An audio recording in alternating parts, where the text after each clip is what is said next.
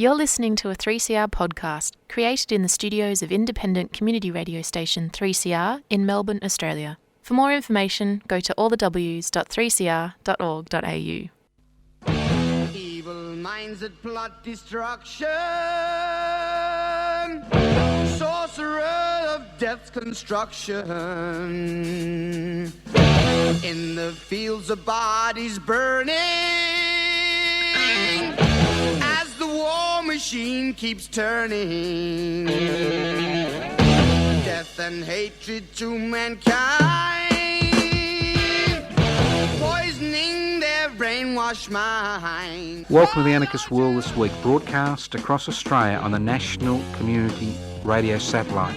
Listen to the Anarchist World This Week, Australia's sacred cow slaughterhouse. Listen to analysis of local, national, international events. Listen to analysis you'll never hear anywhere else.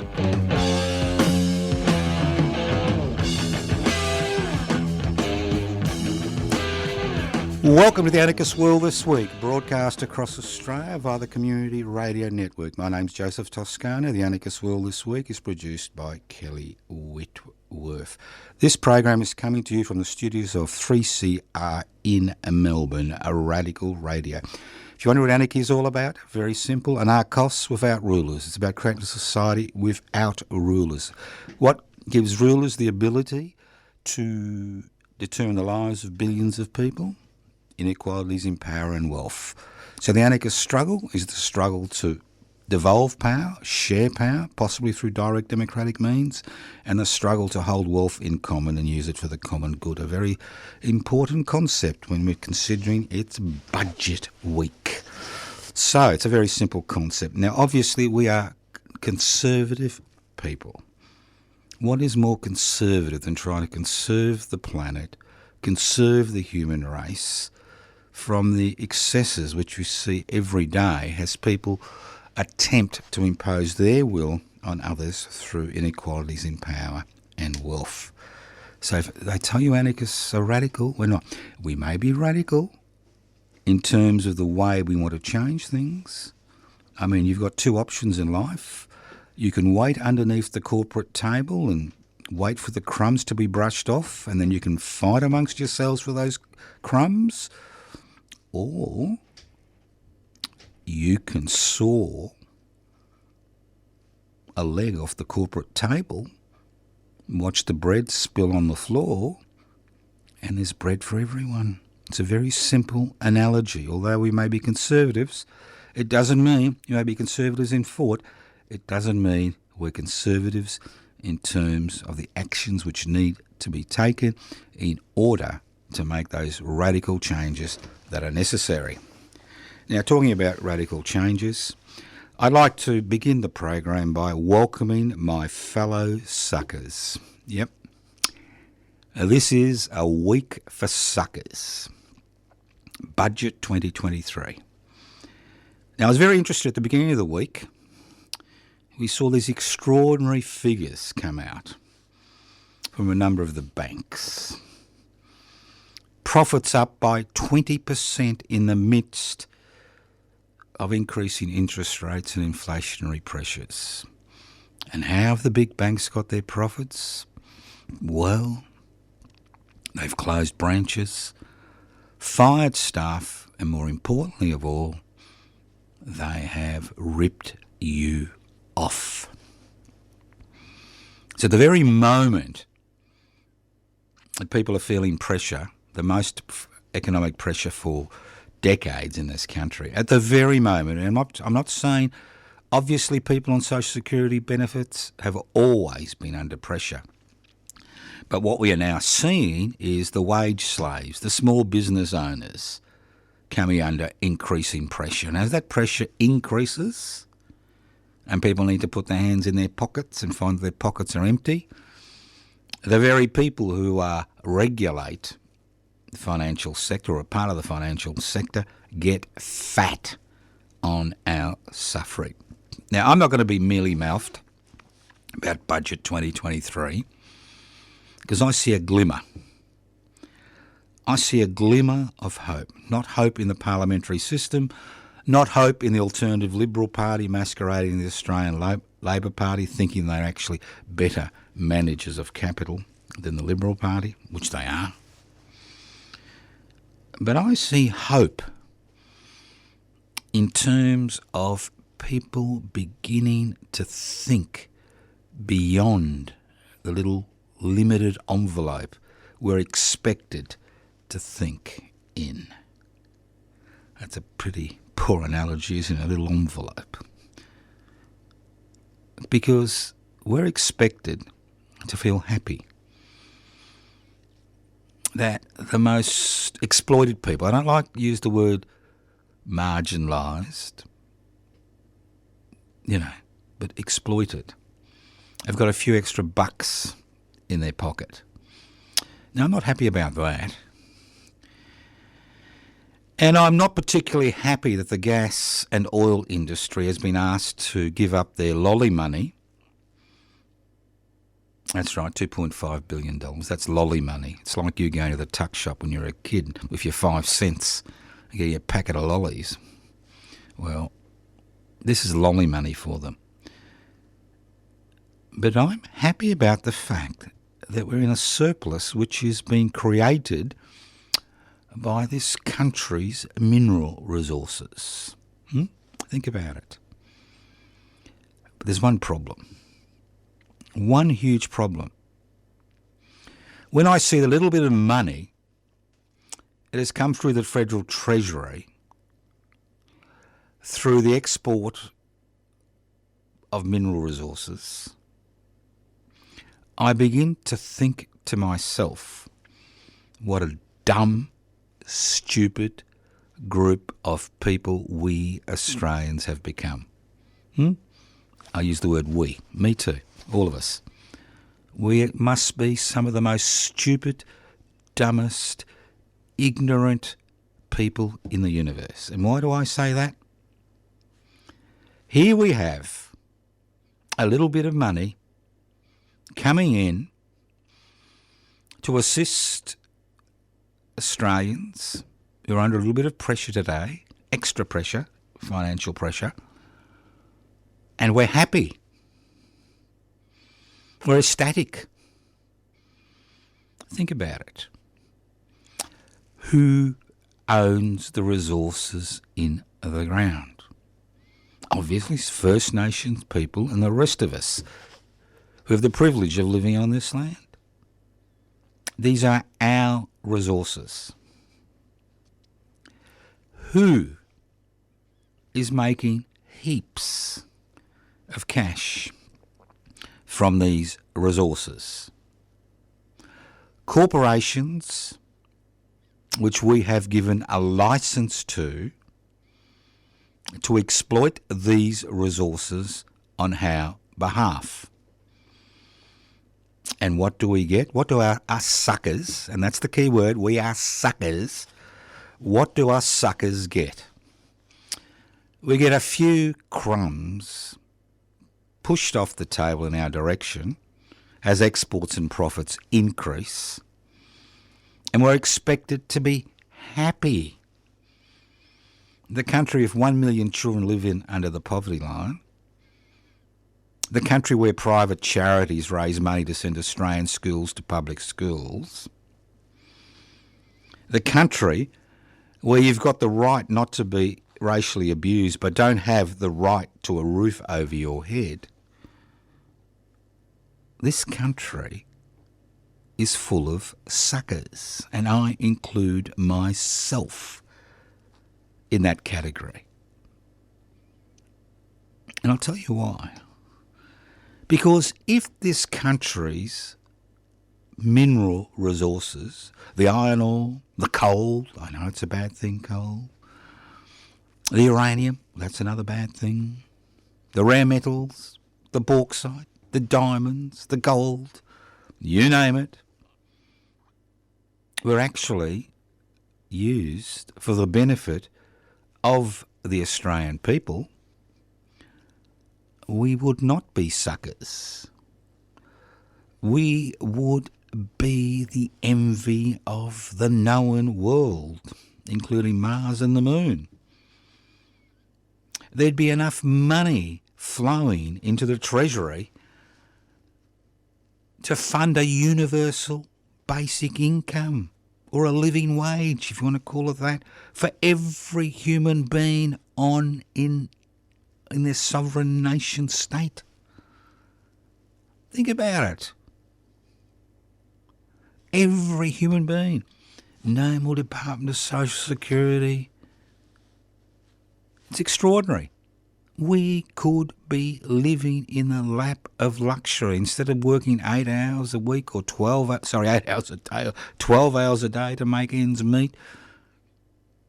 We could find ourselves in a situation where wealth is fairly distributed in this country. But no,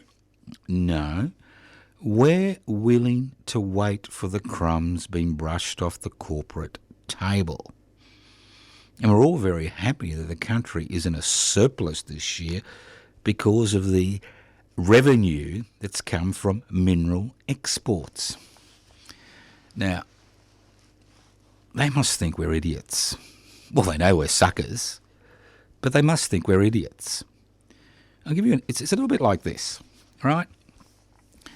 You've got a backyard, which is unusual these days, but you've got a backyard. You're an older person, you've got a backyard. You're able to buy the quarter-acre block, 50 years ago. You've still got this backyard which the developers are eyeing off. And in this backyard, you've got a pot of gold. And you know you've got a pot of gold. But you've decided that you want very little to do with the pot of gold. You're going to get your neighbours to actually dig up this pot of gold and flog it, and you're going to give your neighbours 95% of the profits. Well, you like your neighbours, don't you? And you're going to keep 5%. Well, that's what the mineral resource industry is like today. Think about it. We do have options. Now, for a long time, I thought the only way around this is through nationalisation without compensation. I can see you shrieking in horror.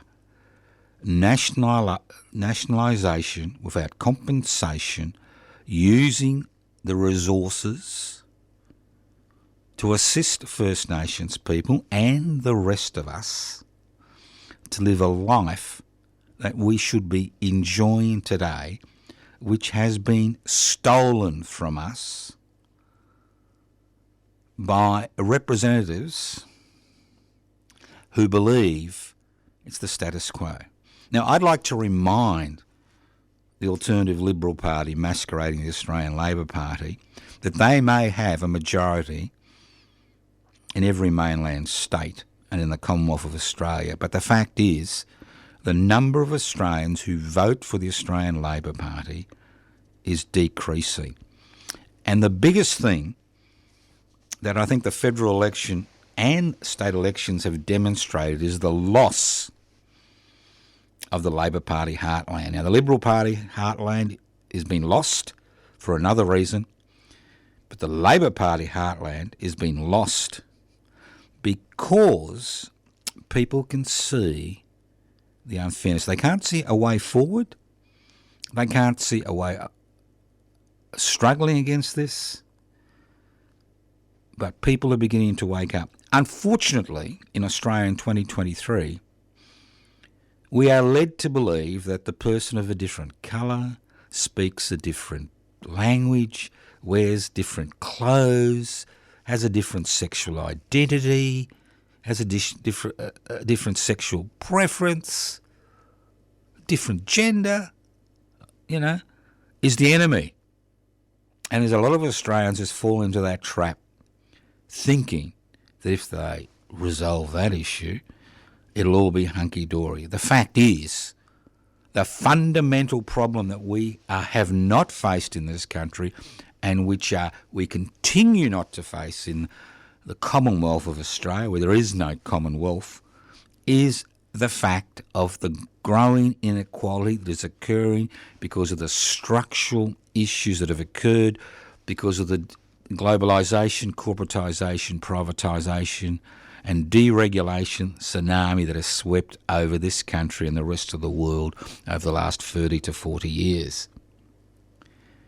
And nothing highlights this more than the fact that you have the right to not be racially abused, as we've seen with the AFL and in legislation, but you don't have the right to a roof over your head. You don't have the right to be able to educate your children in the way they should be educated. You don't have the right to have food on your table. You don't have the right not to be evicted from public housing, which has been privatised, and I'll speak about that in a minute. So anything that involves a change in the economic relationships which currently exist in this country, where the 1% that own the means of production, distribution, exchange and communication, and the 8% who have enough disposable income to be investors in this country, who are lauded by this country's investment-friendly taxation laws, you don't have the right to actually ask for more. It's a little bit like David Copperfield asking for more. More? How dare you ask for more? You've got the right not to be racially abused. You have the right not to be persecuted, by your fellow workers at work. But when it comes to basic, fundamental rights to shelter, to food, to security, don't ask for that. That's asking for too much. You're listening to The Anarchist World This Week, broadcast across Australia via the Community Radio Network. This program is streaming live on 3cr.org.au. The program is podcast. You can access the podcast by going to 3cr.org.au. That's 3cr.org.au. Now, a few little websites. Look, I'm not a great fan of the virtual world. It tends to stop people getting involved in the real world, okay? But I've been doing a number of lectures on pivotal moments in Australian radical history. I've done 3 currently. If you want to access them, you can go to the YouTube channel, josephtoscano.narm, N-A-N-N-A-A-R-M, josephtoscano.narm, N-A-A-R-M, and they'll be there about an hour long. If you've got that time, well, look at these pivotal moments. Talking about that, next Wednesday, on the 17th of May, I'll be doing a lecture, or a presentation, sounds better than a lecture, doesn't it? A presentation about a pivotal moment in Australian radical history which has basically been ignored totally, not just by the normal people who'd ignore this, but the radical left. The Victorian Land Convention, 15th of July to the 6th of August, 1857, and the consequences thereafter. Now, obviously, in any revolutionary or radical situation, the 2 main slogans are land, which comes first, and liberty. In 1854, we had the liberty with the Eureka Rebellion. But nobody talks about the land question. How 720 squatters who had violently dispossessed the original inhabitants that had lived here for over 60,000 years during a 15-year orgy of destruction, murder, rape, dispossession. How they locked Victoria. 720 squatters. These aren't your normal squatters going into unoccupied homes trying to get a roof over their heads. These are real squatters. These are people that are funded by the land. These are the landed gentry. These are people that are funded by the rich and powerful. And what was the land squatted for? for sheep runs, to supply wool to the satanic woolen mills in Britain. And do you know about the big riot on the steps of the Victorian Parliament House on the 28th of August 1860? Do you know about the Victorian Land Convention? The Haynes Land Bill, Nicholson Land Bill, the big struggle over a decade for access to land in Victoria post the Eureka Rebellion, a much more radical period than the fleeting Eureka Rebellion. Well, then I encourage you to come along to the presentation, the Victorian Land Convention, Land and Liberty. Direct Democracy in Action, 15th of July to the 8th of August 1857. And if you think there are no lessons that can be learned from the past, well, think again. Now, I'll be conducting this at next Wednesday on the 17th of May at the Footscray Hotel at 48 Hopkins, Hopkins Street, Footscray. Just turn up. You don't have to ring anybody to say you're turning up. Turn up, and if you can't make it, the presentation will be videoed, and the video will appear about a week later on a new YouTube channel which is being created in order to have these presentations available to everybody. The YouTube channel is, and there are 3 presentations there now on Tunaminaway Mulbohina, the role of the Paris Commune in the development of a radical agenda in Australia, and the Anzac myth are the 3 that are there. You just go to josephtoscano.nam, N-A-R-M, josephtoscano.nam, N-A-R-M. So I encourage you to come along and learn about this wonderful period of Australian history. You know, it's enough to make your hair stand on end. I'll give you an example of how little is known about this. 15 years ago, in 2007, when I did the original research into the Victorian Land Convention, and I came across it when I was looking at research about the riots on the steps of the Victorian Parliament House on the 28th of August 1860, which were riots about bills which have been passed through Parliament to ensure the 720 squatters continue to monopolise ownership of the land as they tried to turn leasehold into freehold property. And the fact is that when I went to this Victorian State Library to actually look at the minutes of the Victorian Land Convention, which are deposited in the Victorian State Library, they were brought to me, and I had to put on some gloves to go through them. And guess what? Nobody had actually asked to look at these documents for over 70 years. Extraordinary. I'm sure now it's all available in the virtual world. If you go to the Victorian State Library, you should be able to access the Victorian Land Convention minutes from the 15th of July to the 6th of August 1857.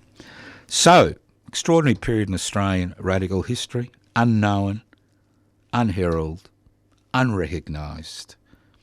Extraordinary impact on the development of radical egalitarian thought, not just in Victoria but the rest of Australia. You're listening to the Anarchist World This Week, broadcast across Australia via the Community Radio Network. This program is streaming live on 3cr.org.au. The program is podcast. You can access the podcast by going to 3cr.org.au. You know, you can go to my Facebook page to see what's going on. Joseph Toscano, Toscano for the public. You can go to the Public Interest Before Corporate Interests webpage, pipsy.net. I encourage you, if you're distressed about the current situation and the fact that we're all treated as suckers, well, I encourage you to join Public Interest Before Corporate Interests. It's very easy. You can do it online. If you haven't got a computer, we can always send you out an application form. pipsy.net. Doesn't cost you anything. pibci.net. What I've been surprised at is the lack of interest. People think, no, not another political party. Well, sometimes, as you'll see with the Victorian Land Convention, things can change. So pibci.net, pibci.net, well-engineered page. Very easily, you can access things quite easily. Now, on the weekend I was at a medical conference, and I'm talking about healthcare that is fair, equitable and non-discriminatory. Fair, equitable and non-discriminatory. And I'm thinking to myself, how can you have healthcare that is fair, equitable and non-discriminatory if you've got a two-tier system? When I'm talking about a two-tier system, you've got private healthcare and you've got public healthcare. Private healthcare, private health insurance is subsidised by the federal government to the tune of about $7 billion a year. And about 48% of Australians have private healthcare. Most of them have private healthcare because if you earn more than so much, it is mandatory to have private healthcare, and if you don't take it out, you get charged in your taxes. You know? Now I'm thinking of private schooling, public schooling. Private healthcare, fair, equitable and non-discriminatory. Well, the private sector cannot provide healthcare that is fair, equitable and non-discriminatory because it is a profit-seeking system. And many problems related to the National Disability Insurance Scheme are not related to the fact that people have disabilities and they need care and access to equipment. But the fact is that the National Disability Insurance Scheme is dominated by private interests who are charging an extraordinary amount of money to provide basic services to people who've got an NDIS package, as we see in the aged care sector. Now, we live in a society where money buys the best healthcare possible, unless you have a catastrophic injury and you turn up in a very well-functioning public intensive care situation or trauma unit.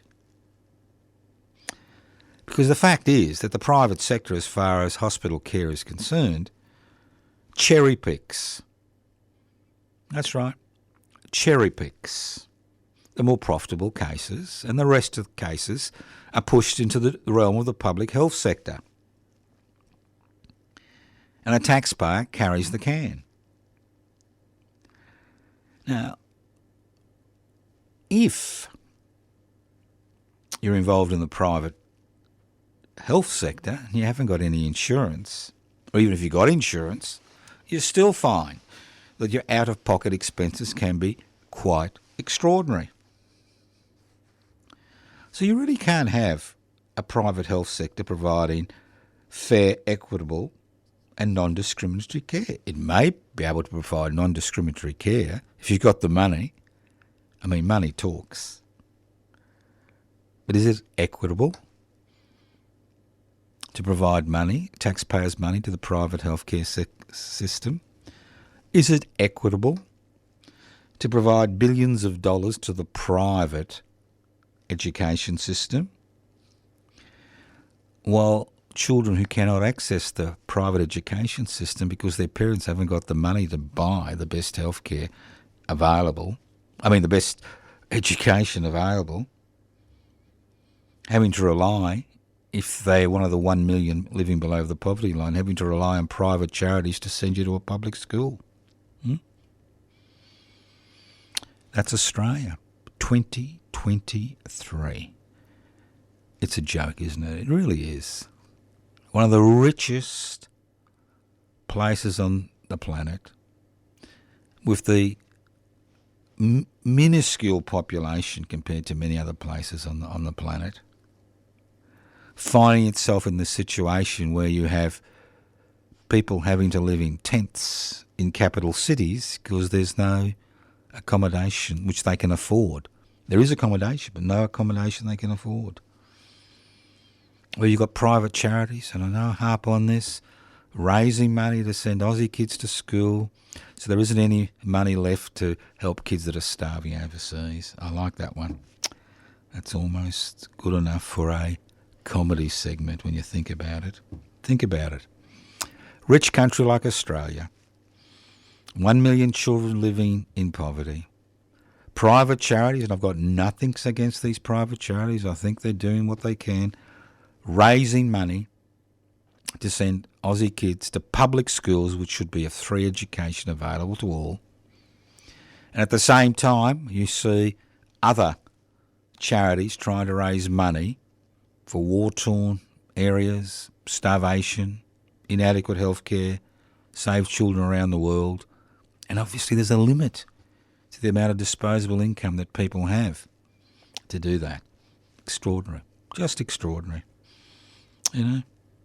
Look, I've been around a long time. I'm a septuagenarian. You like that? Sounds almost sexy. Septuagenarian. Right? And if you told me 50 years ago, or 55 years ago when I embarked on this activist trail, that things would be like this in 2023, I would laugh in your face.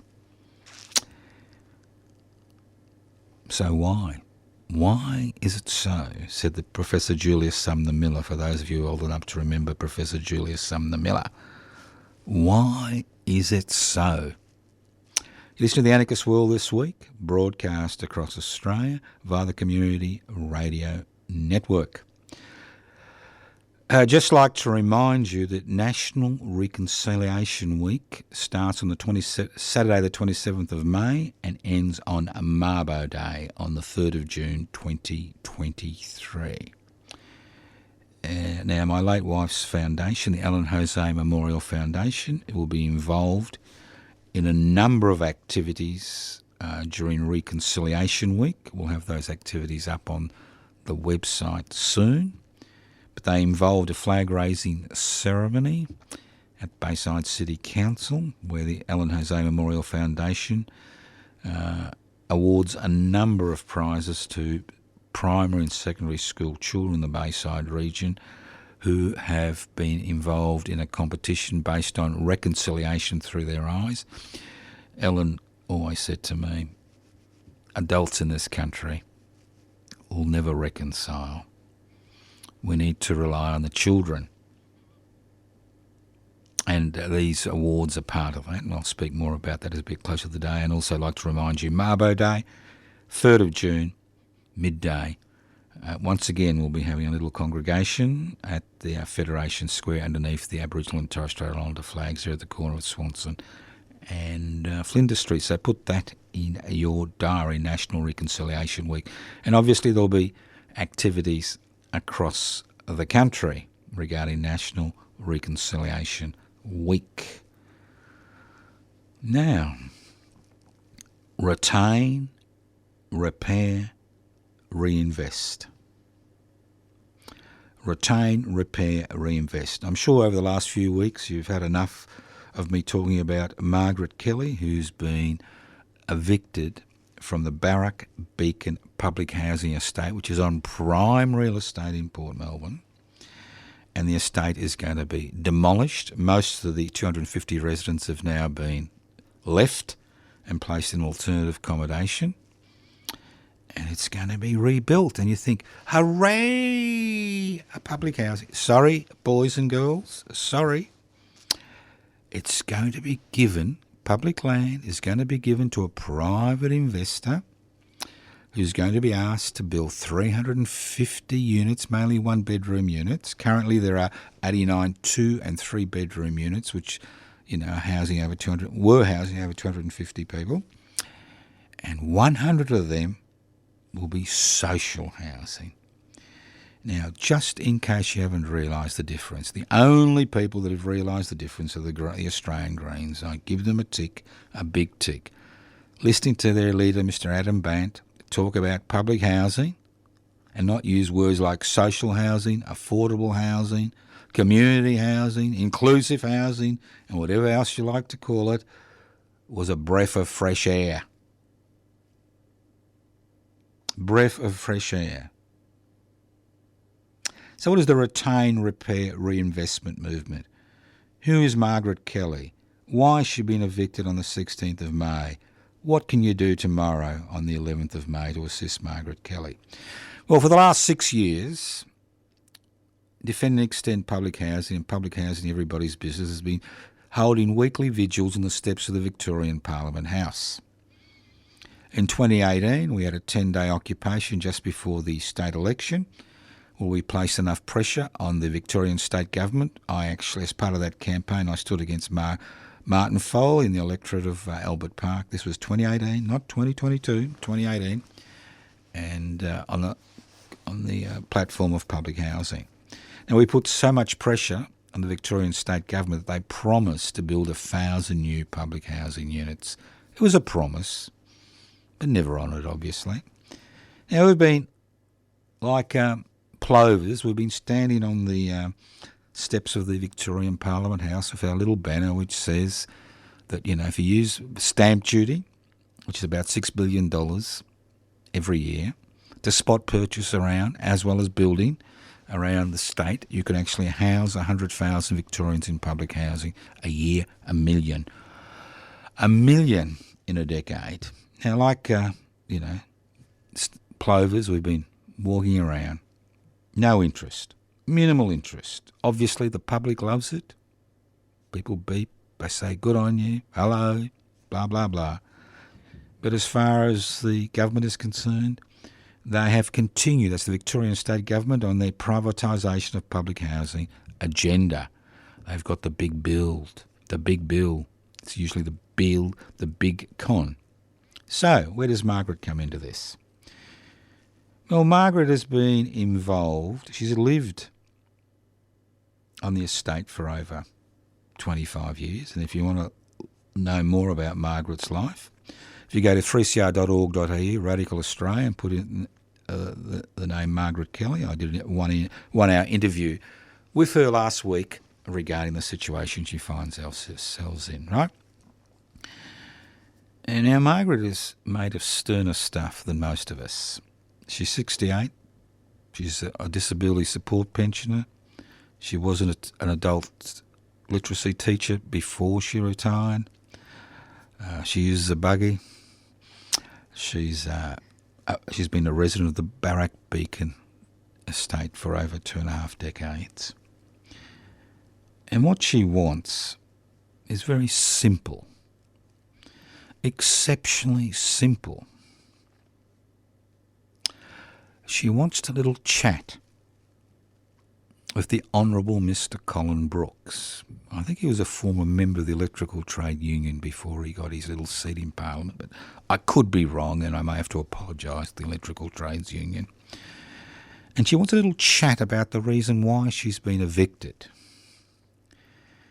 and why the Victorian state government has embarked on this privatisation program which has led to the evictions of thousands and which will lead to the privatisation of almost every part of the public housing sector in this country. In Victoria. And she wants to talk to him about a different concept called retain, repair, reinvest. Now, as far as the Barrack Beacon estate, it could be retained, it could have been expanded, you could have even repaired it. And currently the Victorian state government, and don't tell me I'm lying because I have a lot of people in public housing contact me, the Victorian state government is involved in a program of not repairing estates that are earmarked for privatisation. It wants us to think that the public housing tenants are somehow responsible for the disrepair of those public housing estates. So Margaret's seen us perched like plovers on the steps of the Victorian Parliament House, approached us about a month ago, I think 4 to 6 weeks ago, for a bit of assistance in order to get an appointment with the Minister for Public Housing. Not the monkeys, but the organ grinder. She wants an appointment with the organ grinders. The monkeys have been knocking on her door, and they've even had a meeting last week with her, trying to obfuscate the situation and confuse her. But she doesn't want to speak to them. She has spoken to them and it's getting nowhere. She wants to speak to the organ grinder, Mr. Colin Brooks, the Honourable, I keep forgetting, the Honourable Mr. Colin Brooks, the Minister for Housing, Victorian Minister for Housing. No, he's not very honourable. I think that's the Premier. I get confused. They're honourable, they can be very honourable, they're never dishonourable. Let's not get into that debate, right? So she approached us for assistance. We said, well, why don't we try to get the corporate-owned media and the government guild at ABC to take an interest in your situation and what's happening in the public in the public housing sector? Because they're all agog with stories about homeless people, people living in tents, people sleeping on the streets. But guess what? There's really no debate or interest in public housing. And if there's ever any discussion with anybody in that sector, it's not public housing. It's about social housing, affordable housing, inclusive housing, community housing, and the list goes on and on.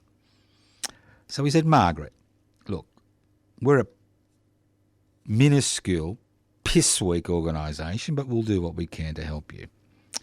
We'll see if we can get the corporate-owned media and the government guild at ABC, not that we call them that to their face, because we want them to come along to a media conference, which Margaret Kelly will be doing tomorrow.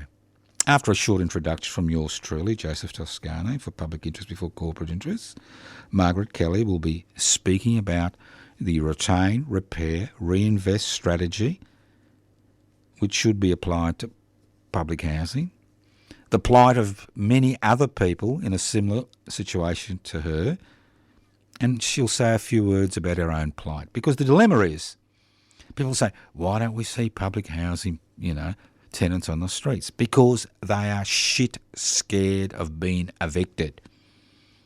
And that's the thing.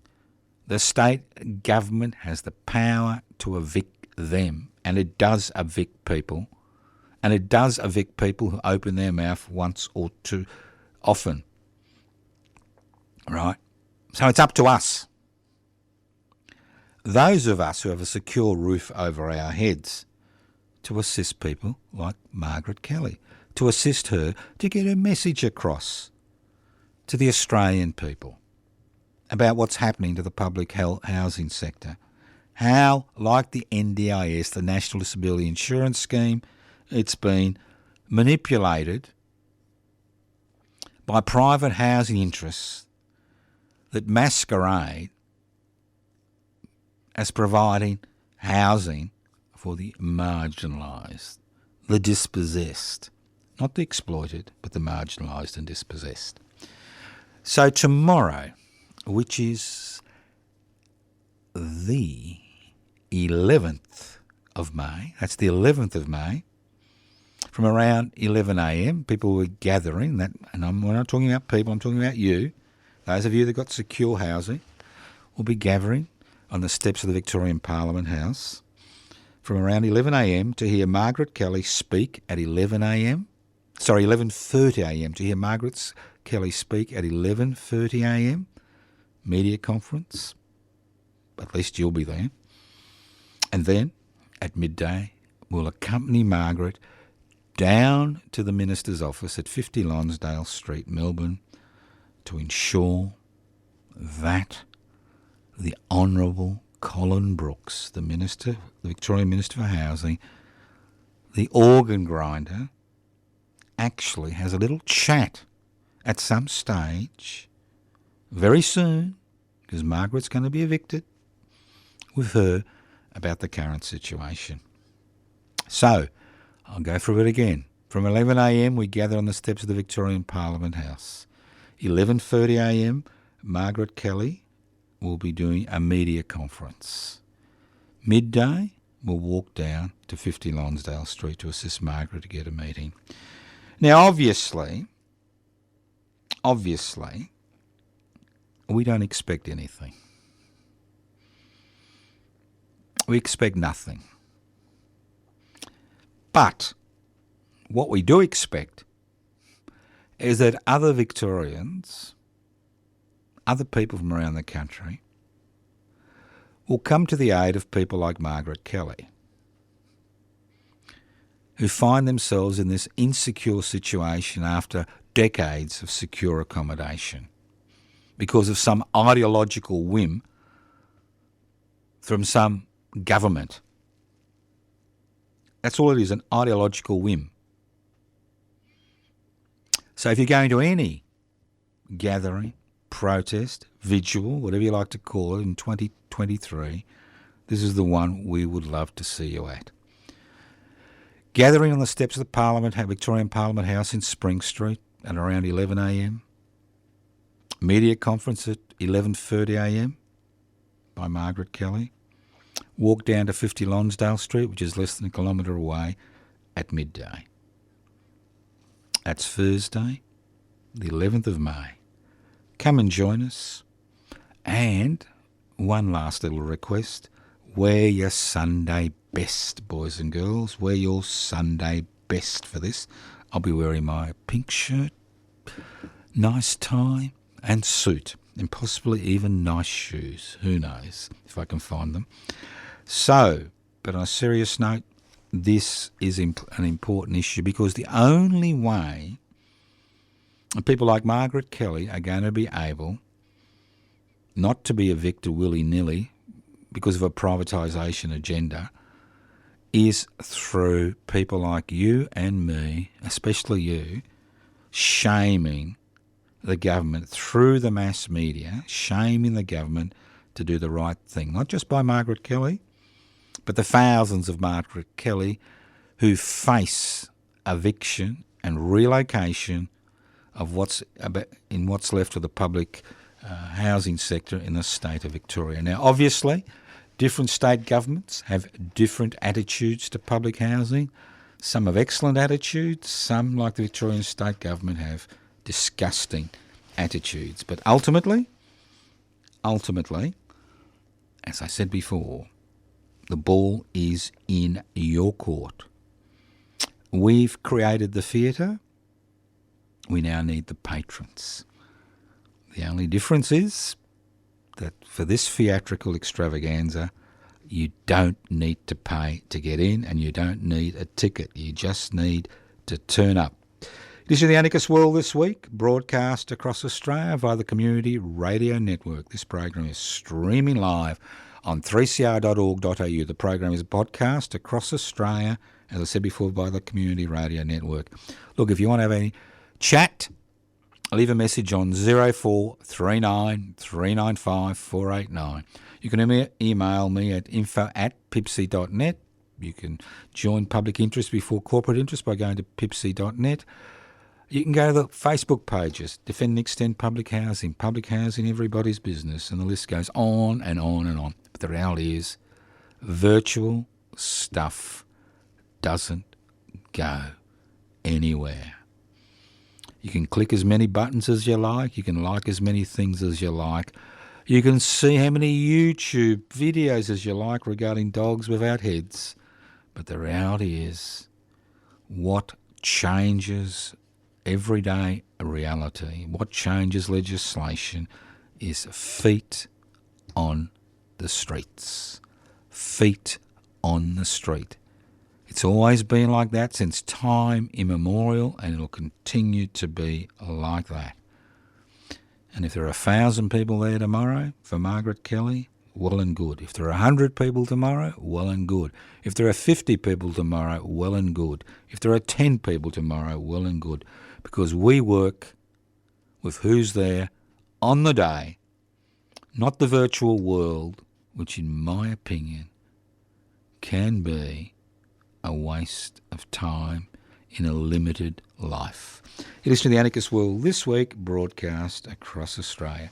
Now, I think for the final topic, and you can follow this up on some of my YouTube presentations, go to Public Housing Everybody's Business. There's about over 200 YouTubes there on various topics. And everybody is jumping up and down regarding artificial intelligence, all right? But something that we haven't really looked at as a community is genetic engineering. And the YouTube will go up this week or next week will be about genetic engineering. Now, genetic engineering is fascinating. It really brings Huxley's Brave New World into our lounge room, if you've got a lounge room. Because things have become so sophisticated, we are now in a position where and we are seeing it happen, in a position, if you've got enough money, it's a little bit like private healthcare, if you've got enough money, enough disposable income from exploiting other people, you can actually have a genetically engineered child. Remember the Epsilons in Brave New World who used to do the dirty work, and that's the way that was going to be for the rest of their life because of the brain alterations which occurred during their development? Well, we don't have to be so crude today. I mean, Huxley in the 60s, when he did Brave New World, didn't understand genetic engineering. We can actually change genes. We've already seen changing genes in utero in order to prevent certain disabilities.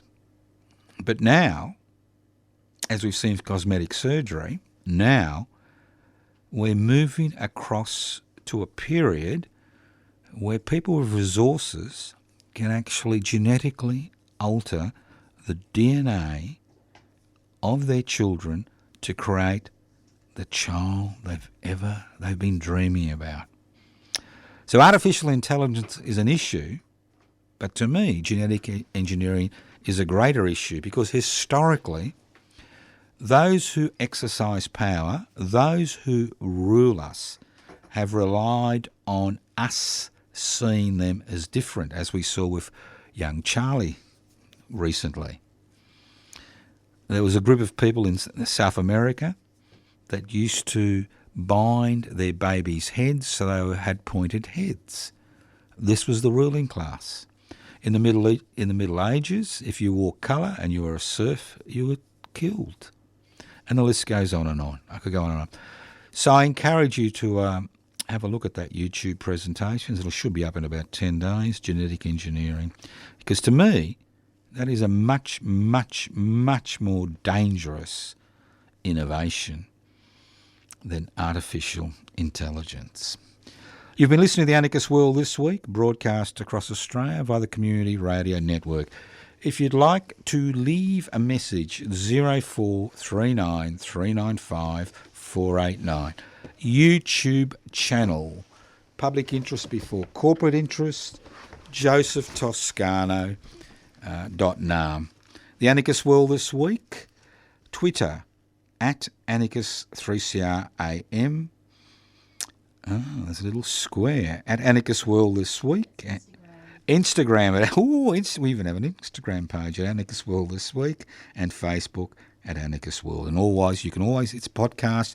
You can go to 3cr.org.au, go to Anarchist World This Week, and there it is. Now, hopefully a few of you will be turning up to the action tomorrow. Start congregating at 11 on the steps of the Victorian Parliament House. That's the 11th of May, Thursday, 11:30am. Media conference by Margaret Kelly, to which you and I will be the backdrop. midday we'll walk down to 50 Lonsdale Street, Melbourne. That's 50 Lonsdale Street, Melbourne, to see the organ grinder, the Honourable Mr. Colin Brooks. Well, to actually get an appointment. Margaret's been trying to do this for 2 years, and she knows she's been evicted, but no luck. Thank you for listening to The Anarchist World this week on your local community radio station. Listen in next week on The Anarchist World this week. Minds that plot destruction, sorcerer of death's construction. An analysis you'll never hear anywhere else. Anarchist World this week. Australia's sacred cow slaughterhouse. 10 a.m. every Wednesday. Listen to The Anarchist World this week for an up-to-date analysis of local, national and international events. Poisoning their brainwashed minds. Oh, Lord, yeah.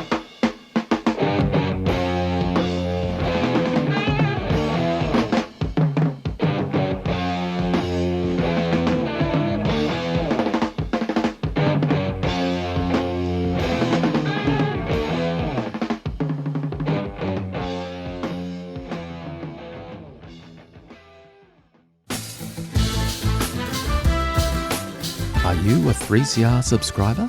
We really need our listeners to subscribe to the station. It helps us remain financially independent and is an important part of our community governance. It's just $40 concession, $80 waived, $150 for a band or organisation, and $300 solidarity. Become a 3CR subscriber today. 3CR Radical Radio.